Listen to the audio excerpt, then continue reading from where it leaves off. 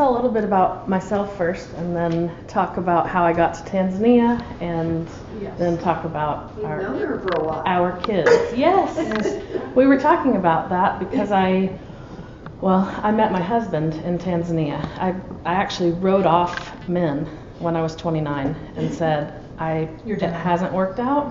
I'm just going to follow after what God has for me. And I had prayed a long time for God to bring someone to my life that loved Africa and wanted to serve in Africa long term. And in my mind, that was an American missionary that was called to Africa. And I met Lawrence right we went in 2009. I signed on I had worked in Kenya for several years before that, but I had been paying off my student loans, and so I was debt-free in October of 2008, and I had been working with the General Board of Global Ministries, the Methodist Mission Agency, and joined their individual volunteer program. So there's kind of two branches of GBGM, the short-term teams that go, and then longer-term volunteers, people who want to give 2 months up to 2 years. And so I was with that individual volunteers group, and there were 4 of us that first year. And I was just telling Judy about a couple that we've stayed in contact with, because now our kids are the same age. But myself and another about my age, a little bit older, but single woman, and then a young couple who wanted to spend their first year of marriage in service. And we went in conjunction with, I don't know if you've heard of Dr. Lisa Alvitro. She is based out of Sydney, but she has a Tip City office. She took dental teams back and forth and was instrumental in helping the orphanage get built once we finally had our land and got our own building. But so we went with part of her dental team, and they always stayed at Goldland Hotel. Well, Lawrence, I had worked in Nairobi, where he born and grew up for years, and it's huge. It's like the New York City of East Africa, and of course I wouldn't have met him there, but he had, before we moved to Tanzania, accepted a job at Goldland Hotel as the manager. And so the day that we arrived with the dental team, we spent the first week helping them. And then the second week we stayed because one of our first jobs was to look for a home that would be the mission house or the guest house for long-term and short-term teams. The orphanage started in 2005, and so it was about 4 years old when I joined into service with it. And I signed on for 7 months in 2009, and then it caught my heart, and that was 12, almost 13 years ago. So anyway, I happened to meet my husband the very first day.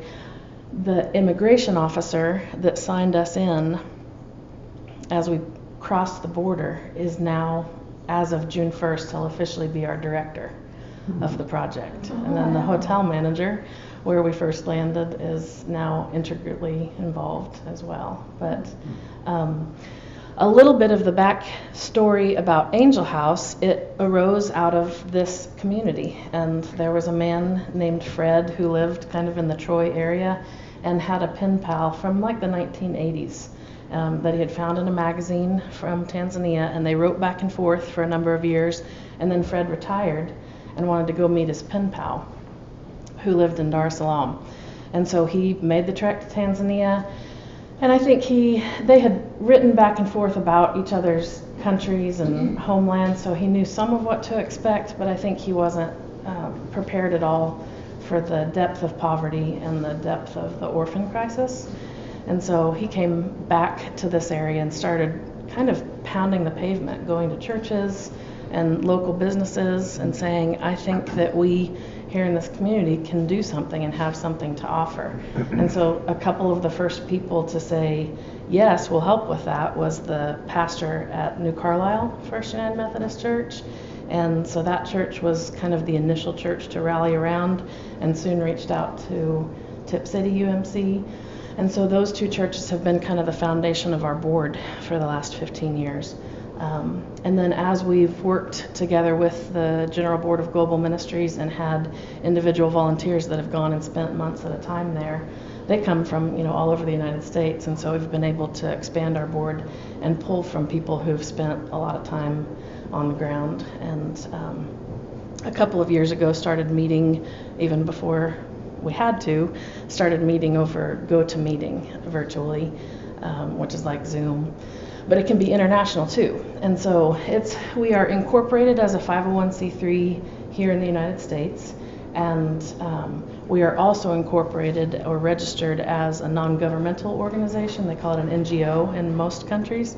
And so there's Grassroots USA, and then there's an international board called just Grassroots, we call it Grassroots Tanzania. And so the 501c3 is made up primarily of Americans, and then the international board is made up of, so when Fred got to Dar es Salaam back in close to the 2000s, and came back home and went back a couple of different times, and his initial idea was that he wanted to plant an orphanage in Dar es Salaam. The cousin to his pen pal is the founder of Angel House and our board chair there. His name is Rioba Kengoye, and he was in Tip City last December when we brought our leadership team over. Year ago. Year ago, yeah. And he said, Fred, I love that vision. We need that so much. We don't need it as much in the city.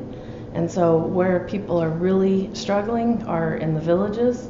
And so why don't we go out and spend some time in my home area, the Tarime district, which is very rural and quite far out. And so they did, and they conversed and made plans, and it took a few years, but in 2005, January, they decided to rent a home in town and invited in the first 28 children.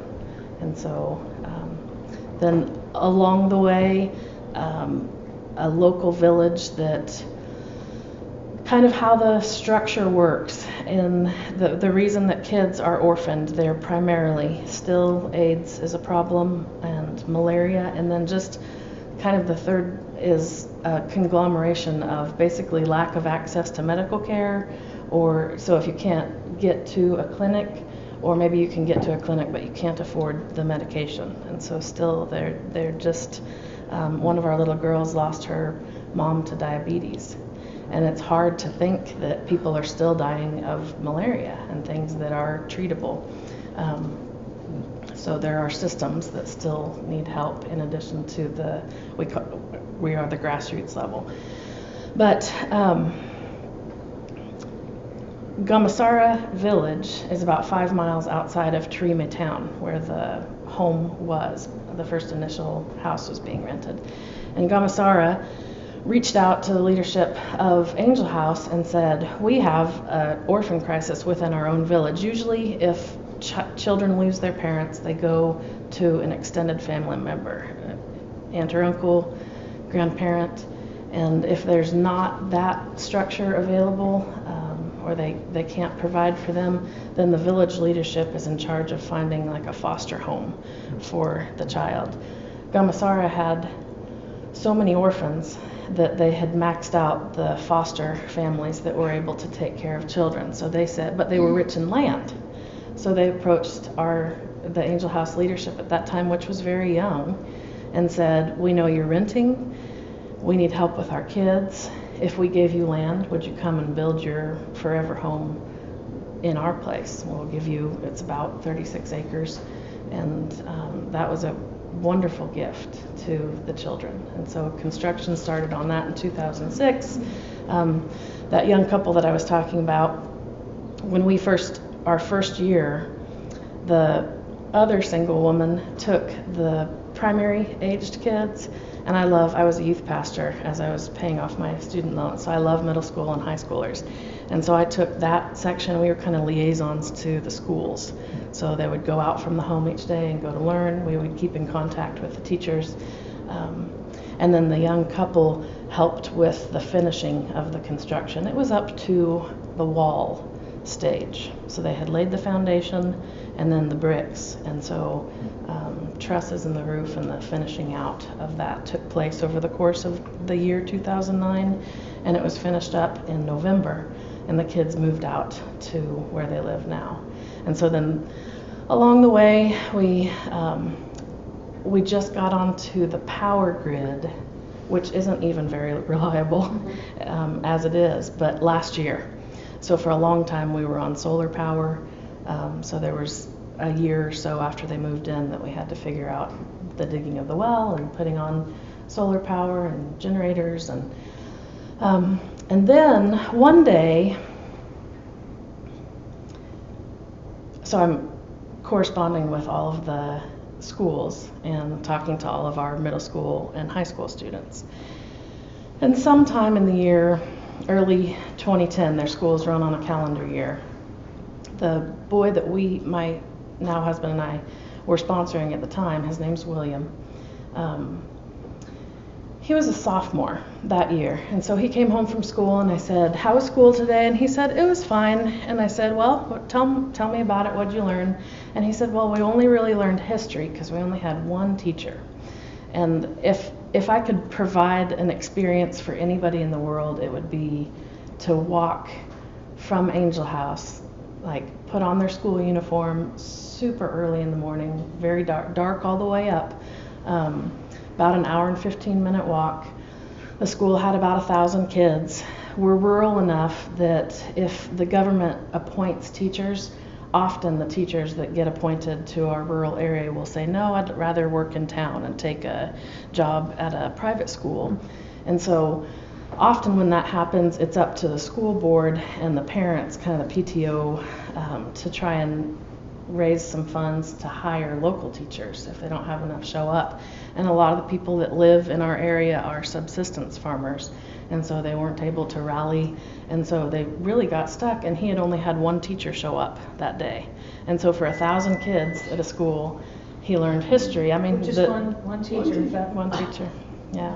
And they're supposed to have, the school system is set up that they would have 10 subjects, and all, about 5 subjects a day. But so I said, "Well, what'd you do for the rest of the day?" when he said only one teacher showed up. And he said, "Well, I slashed grass and harvested corn from the school farm." And I was just thinking, we're just investing so much in your health and your food and your medical, and so what on earth can we do? Because I do have an education major. I do believe very strongly that education is the way that people can lift themselves up out of poverty. And so what can we do to make that happen? And so a lot of prayer went into, do we help raise money for teachers to be in a government school? It was still an hour and 15 minutes walk. The motto of the school that's closest to Angel House before Angel Secondary came in was "Climb to the top," because it was on the top of a mountain. And when it rained, I made my dad walk. So my dad came, he's come as a leader several times of trips. I made my dad and his friend take that walk with us one day. And it's hard not to catch the vision of what could be on the same campus when you have a whole 36 acres.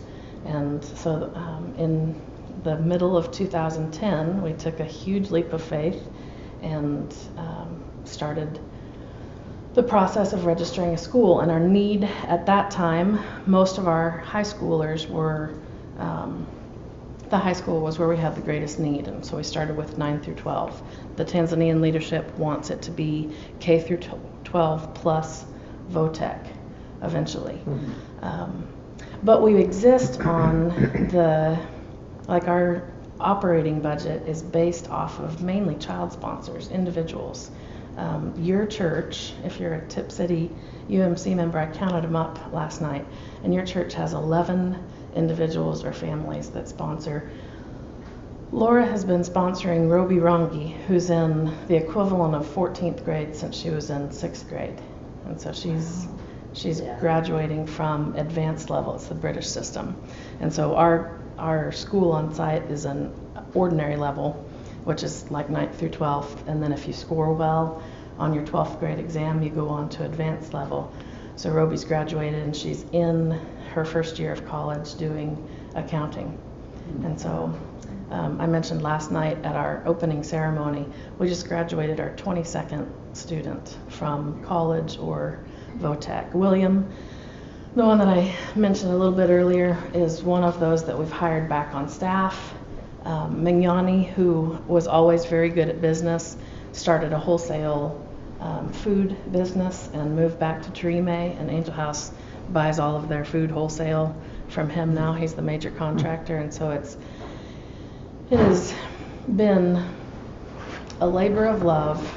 And anyway, the construction has come about a little bit more slowly because our primary passion is making sure that we can cover the costs of the kids to, be fed, attended to medically.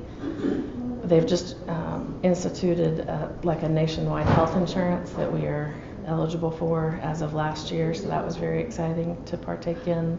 But I wanted to just show you a few pictures. My guiding verse all of these years has been James 1:27, and that's a little bit hard to read on here, but it's religion that's pure and undefiled before God is this: to visit orphans and widows in their affliction and to keep oneself from being unstained by the world.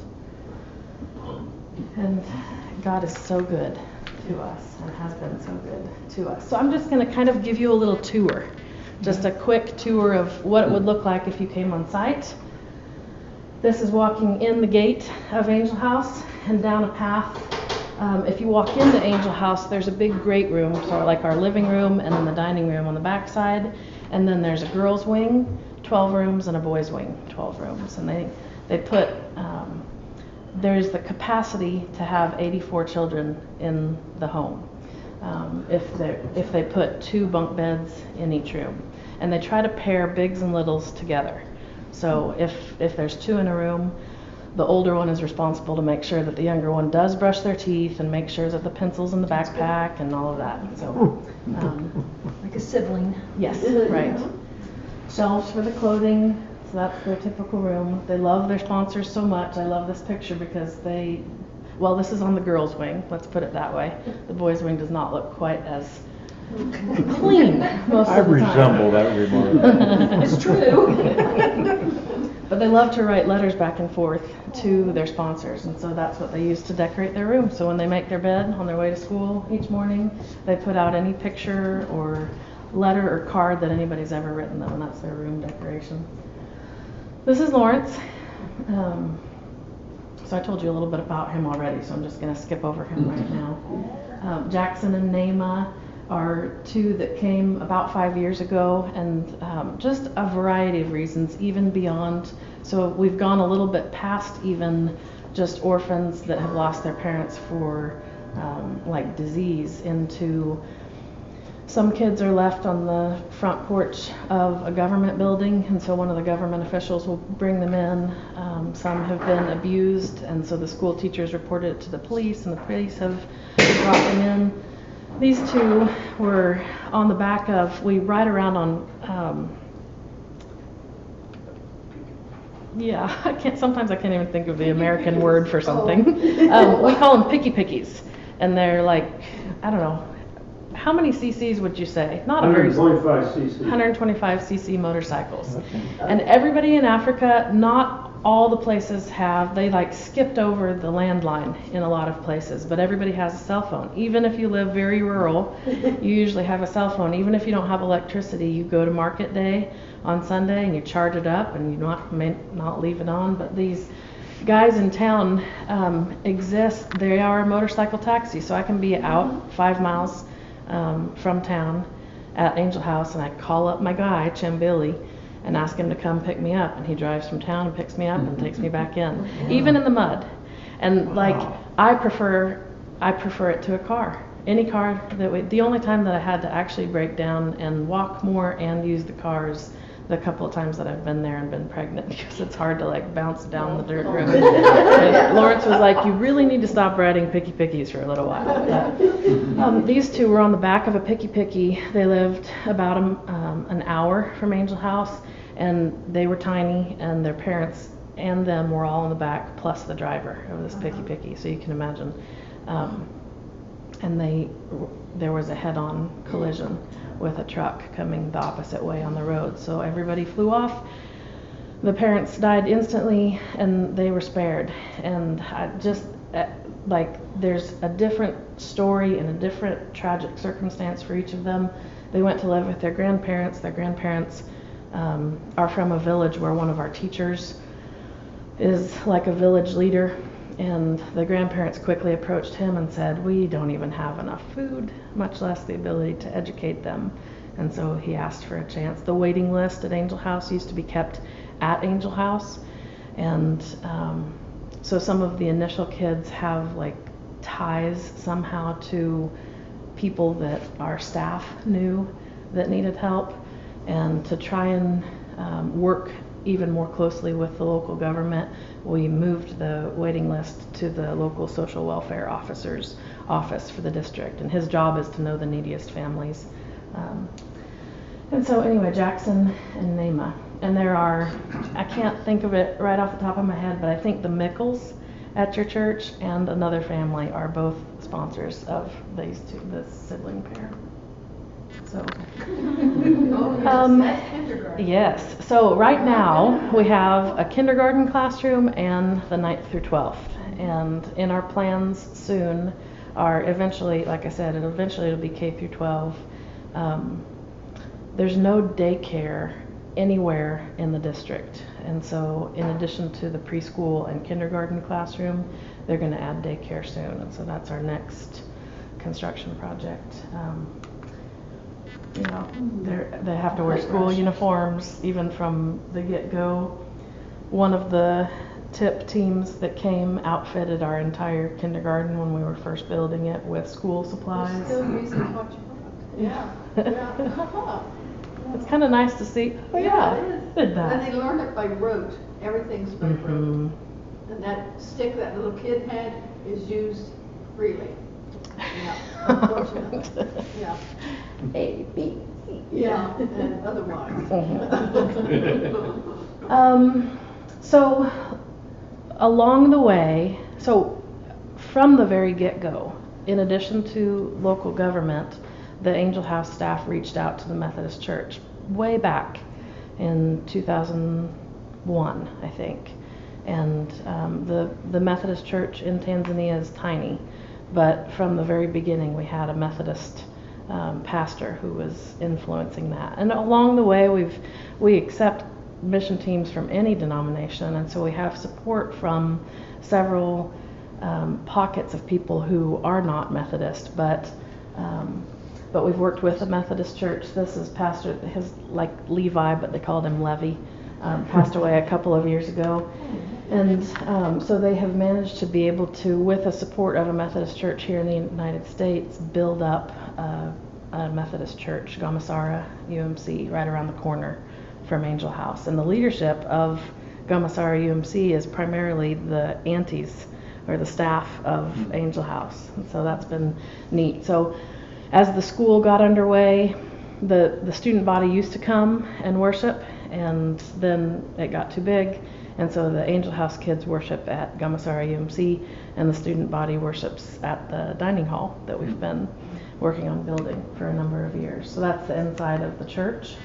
This is the school campus. So the school now sits just next to, you kind of pass it on your way coming into Angel House. I went to Kansas State University, and so I love purple, and I did not pick that paint color. Our academic master knew about K-State, and he said, what about if we used your university color? And I said, I will not be opposed to that. So it's been fun to watch that. Each morning they come up and have a parade or an assembly to start school. It's a mission school, and so Bible knowledge is one of the 10 subjects that they study. We do have a mix. One of the things that I love about Tanzania is that they joined with Zanzibar, which is primarily Muslim, and it is a primarily Christian country, but they live in peace, and the government respects both the Muslim and the Christian calendar. And so we do have some Muslim students. They're not forced to sit in Bible knowledge, but they're welcome to. And it's been, for a lot of the countries in Africa, the religion issue has been the crux of their conflict.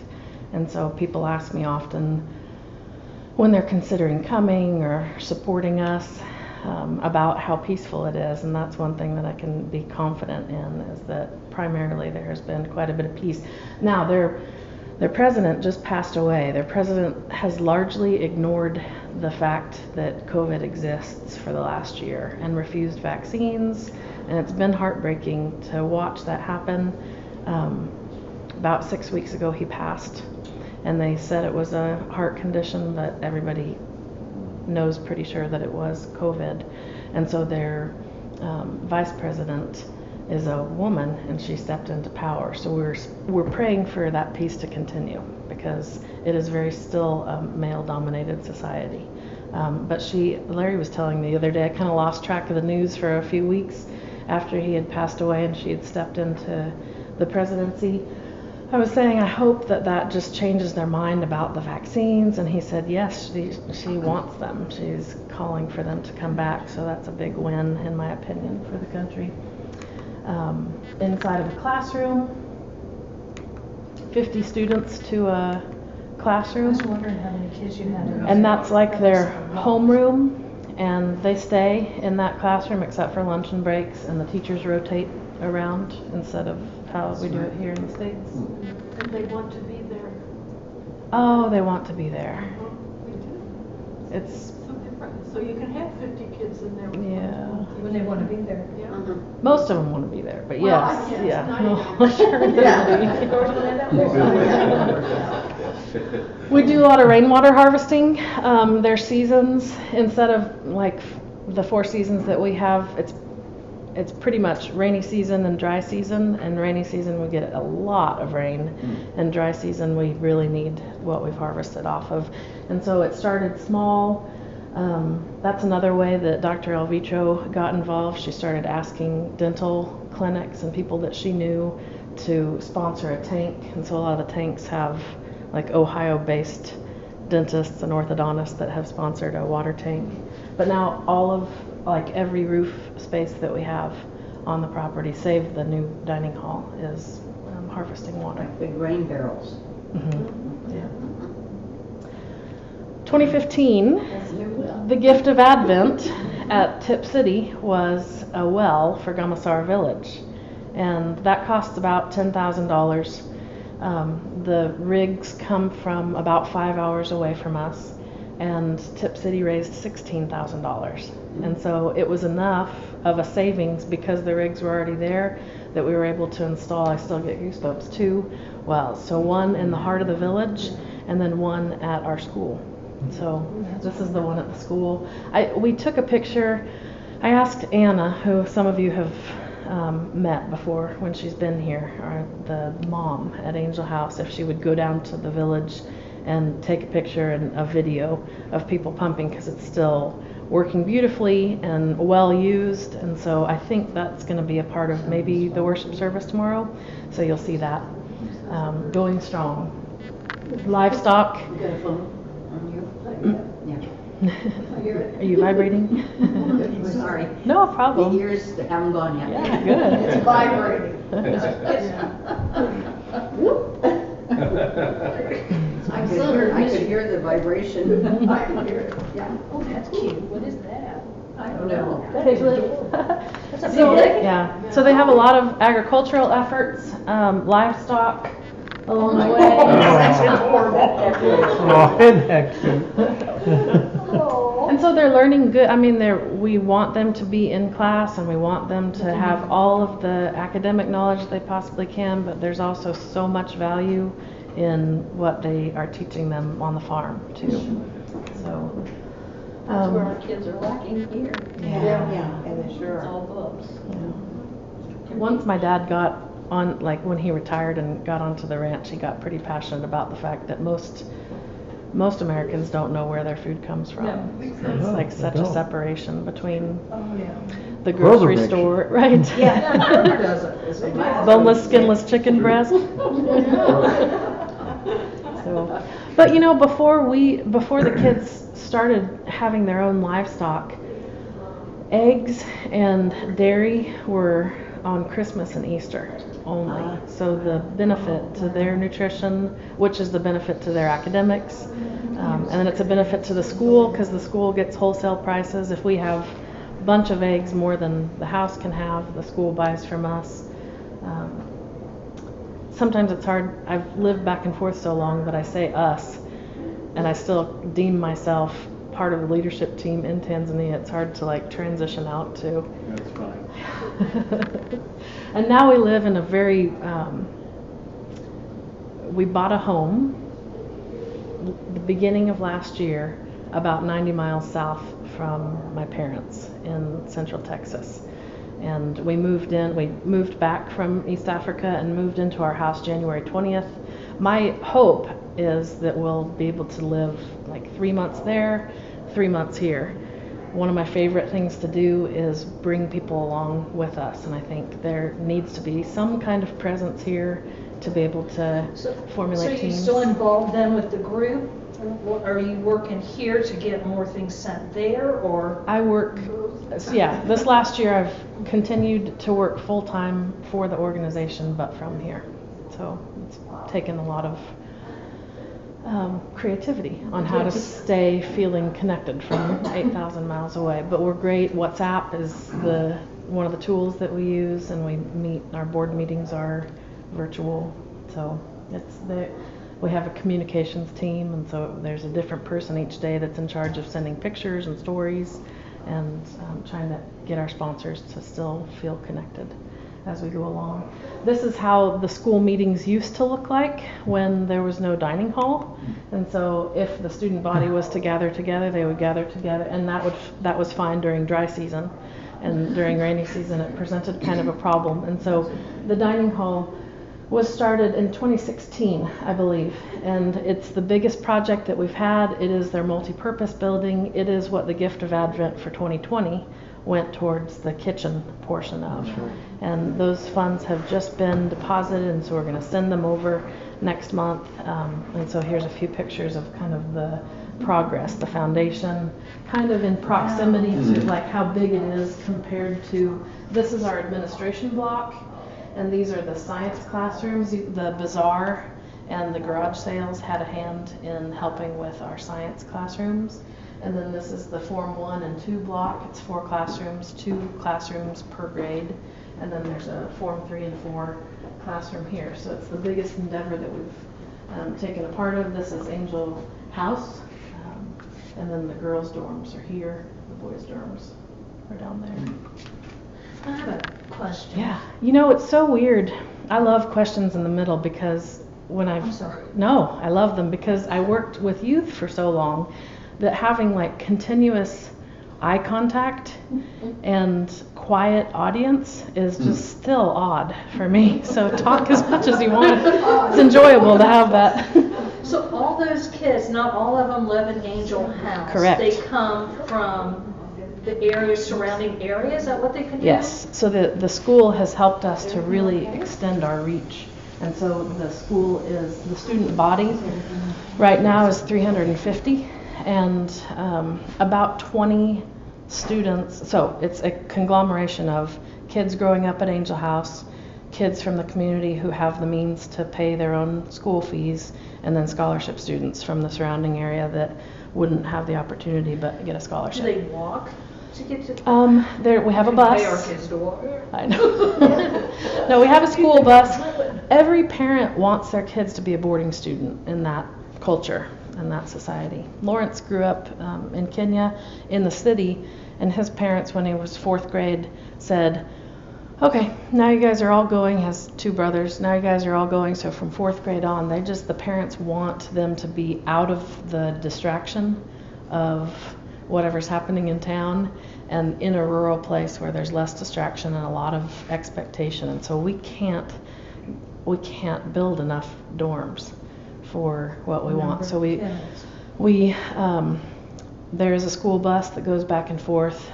The student body's probably like 1/3 day scholars and 2/3 boarding students. So. Because when you're talking about the kids only getting milk and eggs at special times, it just doesn't seem possible in this day and time. I know. It does not seem. It's like it's a different world than what we're used to. It is a different world than what we're used to.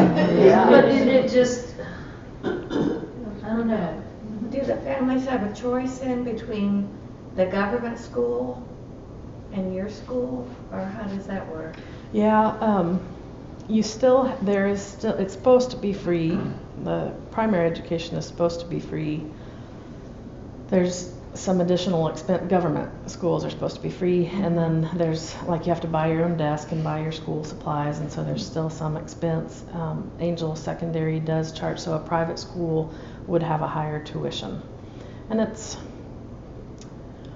between $800 and $1,000 a year per child, and so it's not cheap for a boarding student. Mm-hmm. To me, that doesn't And sound like that much. That isn't much. How does the education To them, that's a lot of money. Oh, yeah. Between a government and a private school, I think the part that I'm most passionate about is the way that we have been able to retain our teachers.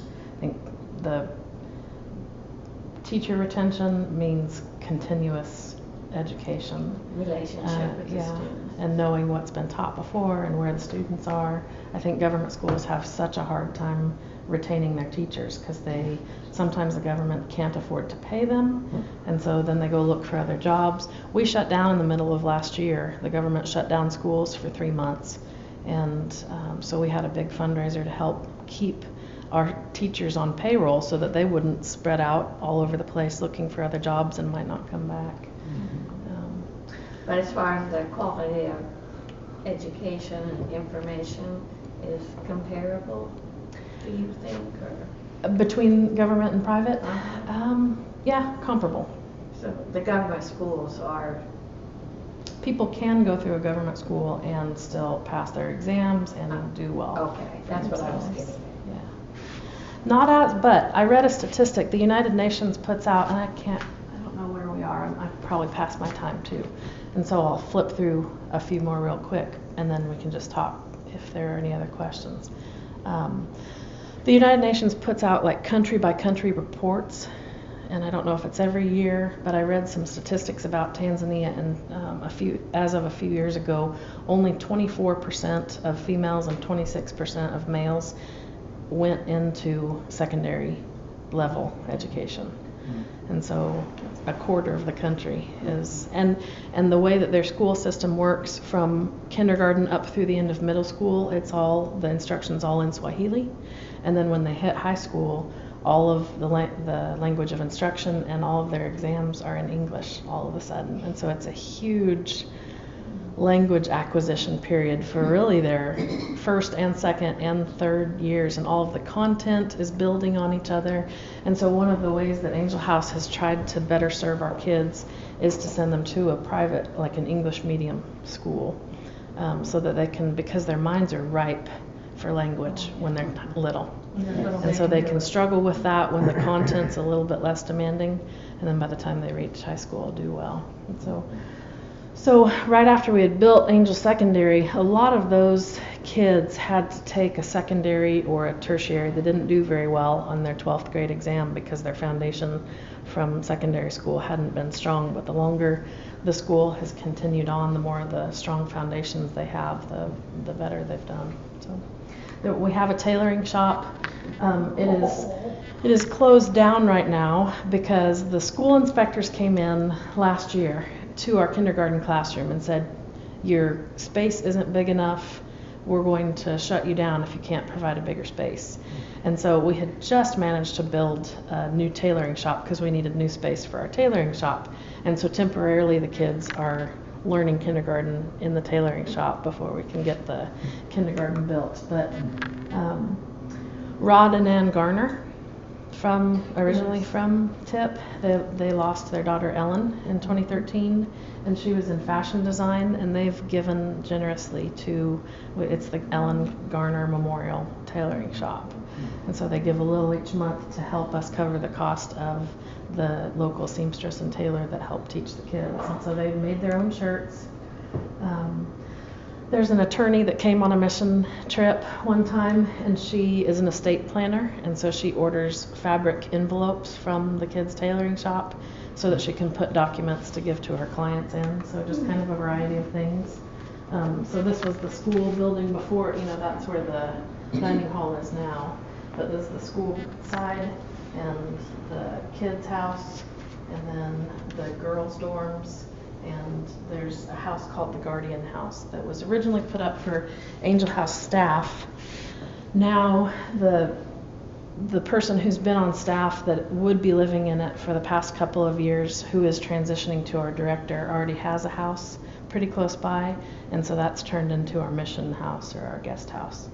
So we've got a gal who God kind of brought into Lawrence and I's life as soon as we had moved to Texas, who's graduating from college and going to go serve for 6 months starting in July. So she'll live at the Guardian House. And I just have a couple more pictures if you want to see my boys. This is Sam. He's 3.5. He looks like a character. He's a character. We were yeah. FaceTiming last night, and he was noticing himself. Well, he was tired too, but he was noticing himself in the screen, so he kept sticking out his tongue. Larry and Judy was embarrassed by it. So he's like kind of a photocopy of me, and then Eli he'll be 2 next month, and he's kind of a photocopy personality-wise of Lawrence, just very calm and cool, and doesn't talk unless somebody asks him to. There's the 4 of us together. So Lawrence just got his naturalization March 5th, which is something that we've been praying for and hoping for a long time. Just a lot to celebrate in the life. Angel William is one of the most fresh graduates. This is like 10 days ago or so that she graduated from Form 6, and she's about to go into university to become a law student. And so this is William that I was mentioning. So he works on the agricultural side now, and our farm manager, and Mignani, the wholesale food distributor. It is a family. They are her siblings. She graduated.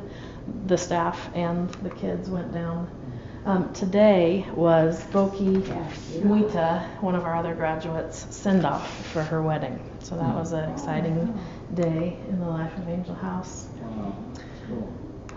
I could stop there. There's Gamasara well, so deep in the heart of the village. If you are a multi-children family, everybody gets a bucket according to their age or strength. And so you can see that you'll see as they march down the path, there's like a 10-gallon or a 5-gallon bucket, and then a 4-gallon bucket, and a 1-gallon, and a cup for the little one. Just mention it because it won't make it there anyhow. That's how Tupperware came about. Yeah. 1, 2, 3. This is the inside of the dining hall as it is now. They use it as they are using it. It's kind of like a pergola for now. And then the kitchen area, when they get started on that construction, will be right here on this side of it.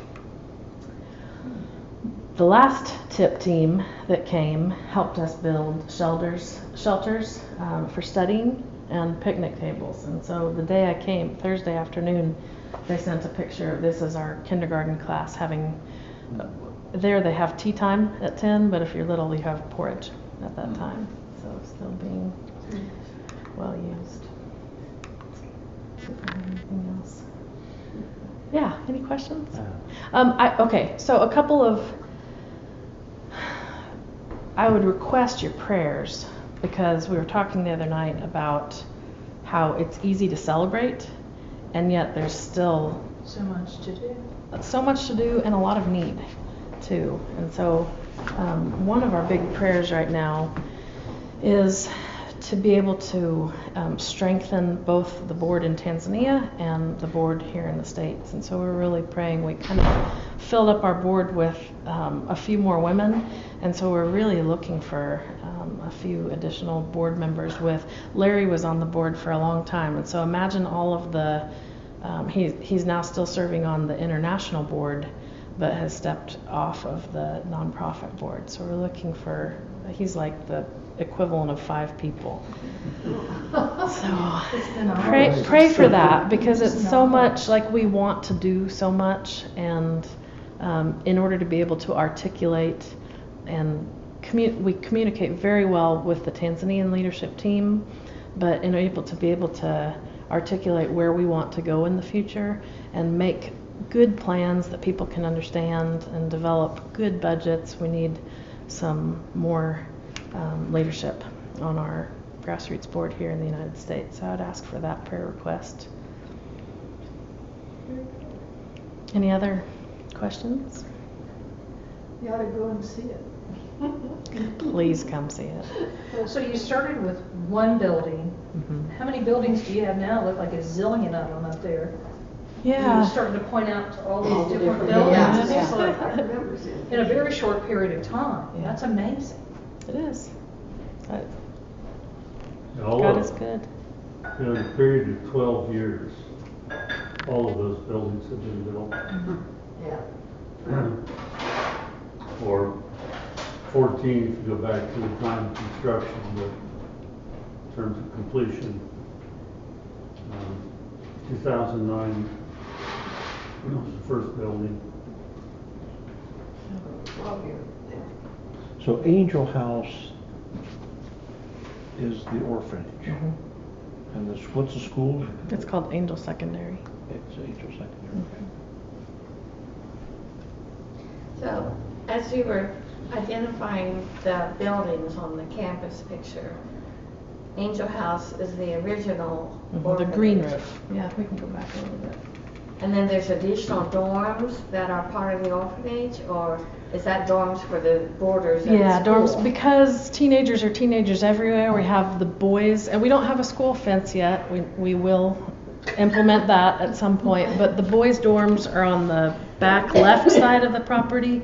The orphanage is fenced, and so there were some foundations that we built up to be small dorms, and so the girls' dorms are on the inside of the fence, just to separate them. Oh, yeah. So the dorms are Boys will be for boys. the boarders, is that correct? Yes. For the school? Yes. I wasn't sure. And if you're a boarding student, you're there pretty much until the school goes on holiday. So, How many are in the orphanage altogether? I forget the number. aside from our graduates, now we have 62 students who are in the home and about 350, that student body at the school. Wow. Is that tendency toward boarders influence from the British school system? No, Or- I think it's mainly cultural. Yeah, life here in America is so easy, and so I mean comparatively, and so the families really come together to pay for those school fees. And if the kids come back home, they have to fetch water from somewhere and boil it, and do their laundry by hand and help with the cooking, and so that really takes away from the opportunity to dig in hard and do their homework. So most families that have come together to pull up the school fees want their kids. If you're To have it. on campus, yeah, the meals are prepared for you. You do your laundry on Saturday, but you don't have to fetch your own firewood, that sort of thing. Holly isn't all, you might talk about the number of women that are there, and I think there's some reasons for not wanting young girls at home. If I may, I have to run, Holly, and I hate to miss any of this, No but problem. we've had time together. Lori's birthday is today, so Oh, our tell her party happy starts in 30 birthday. minutes. So I'm gonna- Okay. You better get home. Yeah. If we want to connect, is it best way through the website? The website, look for- here, you can take my phone over if you want. Yes. Here, you guys can all Okay. have a, right there, phone or email. Yes. Fantastic, thank you. You Thank walked out of the room right as I was saying that we need male board members with hard business skills. So I don't know if that was intentional. No, it was not intentional. Bladder was intentional. Thank you for your wonderful work. I will. Thank you, and it was a great question. I hated to interrupt that, but I have to go. Thank you for your help. We have a family heirloom. We don't want people to leave with them. Painting the container. This thing is 50 years old. We figured it was a while because it's from someplace in Minnesota. Yeah. 50-year-old That's a 50-year-old. Well, but hell, yeah. This is just amazing. So glad you came, yes. And you all. Yes, compared here, She and I had a good time. I mean, we just go to the grocery store. Turn the faucet, Yeah. flush the toilets, just don't think anything about it. And then you hear the kids going, I don't like it, it's like, oh, be cool. Then you say, when I was a kid. We had to walk uphill both ways. Yes, in the snow, 10 feet deep. I just can't imagine places not having running water, or even clean water. We Try have a picture electricity. of the kids after that well went in, where they had to carry water, and then the next picture shows they had so much water, they could play in it. Oh, And my they were goodness. sitting in a bucket and their feet were up and they were having a great time and they were cold water. A well into the ground, and was Yeah. able, Yeah. Yes, forever. Yeah. They started out raising for one well and then up to two. That was great. No. Yeah. you know, it really isn't. I mean, you're talking about Tip City, and it's In the just not- church. Yeah, the The church, church it's itself, not yeah. amazing. Yeah.